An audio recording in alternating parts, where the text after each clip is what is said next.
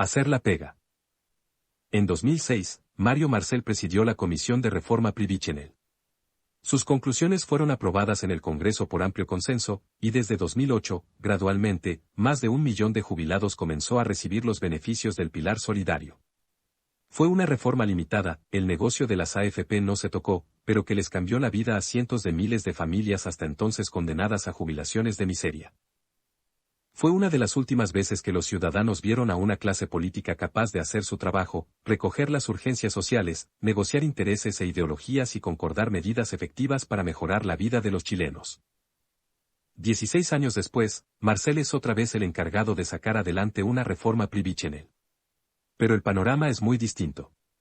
La política está hundida en un ciclo autodestructivo, un juego de suma cero en que el compromiso y la altura de miras parecen impensables. Una reforma puramente ideológica fue la reacción del presidente de RN. Es un tema ideológico, propuesta ideológica, uno de los proyectos más ideológicos de esta administración, repiten otros parlamentarios. Trágico ejemplo de populismo destructivo, claramente no saben de finanzas, agrega el exasesor económico de José Antonio Cast, José Luis Daza. Exageraciones aparte, en serio el expresidente del Banco Central Mario Marcel no sabe de finanzas, por cierto, hay ideologías en juego, como siempre.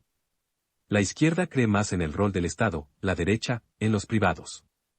Unos priorizan la solidaridad, otros, la propiedad individual. Pero lejos de cualquier radicalismo, esta reforma apenas acerca en algo a Chile a los parámetros de sistemas mixtos de países de la OCDE. Por algo el movimiento No y AFP se declaró decepcionado del proyecto. La reforma mantiene intacto el ahorro individual, de 10% pasa a 10,5%, y destina un 6% adicional, pagado por el empleador, a una mezcla de cuenta individual y solidaridad.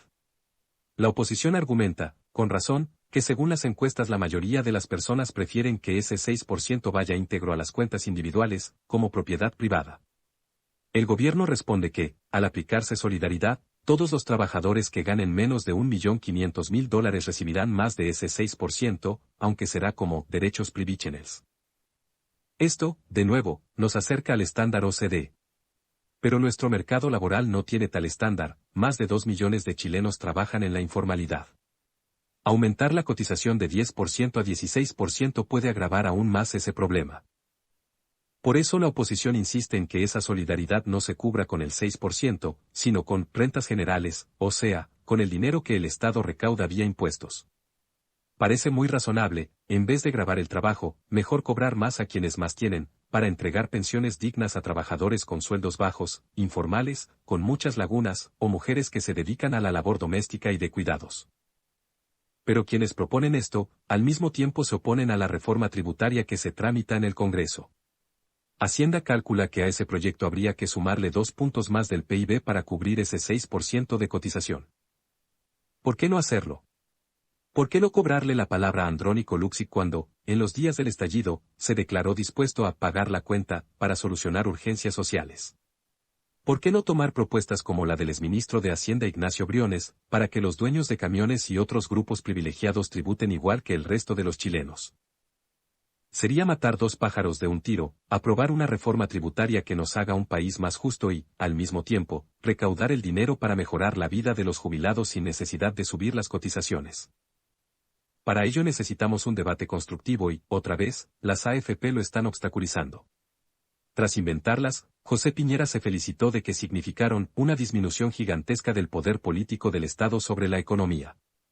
Es que las AFP ejercen un poder político vicario, aunque en teoría los dueños de los ahorros somos los trabajadores, en la práctica son los dueños de las AFP los que usan esa plata para designar directores en grandes empresas.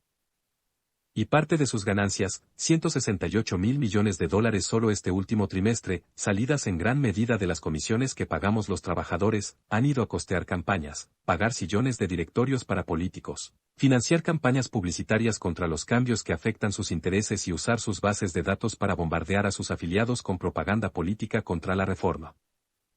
La asociación de AFP criticó la, adivinen, ideología y cambio radical del proyecto. Su exgerente amenaza con una ofensiva judicial para bloquear la reforma. Coordinadamente, políticos que dicen no defender a las AFP, pero que curiosamente coinciden en sus mismos intereses, lideran campañas supuestamente ciudadanas, que gozan de envidiable financiamiento.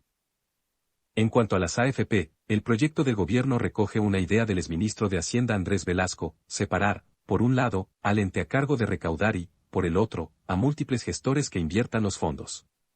Así, decía Velasco ya en 2016, entrarían más actores al mercado, bajarían las comisiones y se acabaría el contubernio a través del cual los dueños de estas administradoras designan directores en las principales empresas de Chile, y ejercen poder económico y político utilizando fondos que no son suyos, sino que de todos los chilenos. Esto no es ideología, ni es radical. Es más eficiencia, más competencia, libertad de elegir entre entes privados y uno público, y el fin del contubernio, la palabra es de Velasco, que traba los necesarios cambios al sistema. Desde la reforma de Marcel han pasado 3 gobiernos y 2 proyectos fallidos.